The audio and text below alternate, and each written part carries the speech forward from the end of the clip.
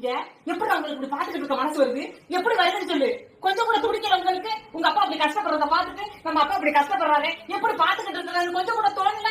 எப்படி அப்படி இருக்கீங்க? என்னால முடியலடா.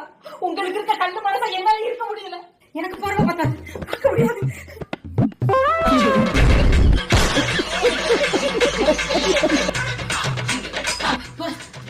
நம்ம கண்ணு கொண்டு எதையும் பார்க்கல. எப்படி தேவை புடிச்ச கஷ்டப்படுறத பாத்துக்கிட்டு வேடிக்கை பாக்குறாங்களோ நமக்கு நம்ம அந்த கல்லு மனசு வர மாட்டேங்குது.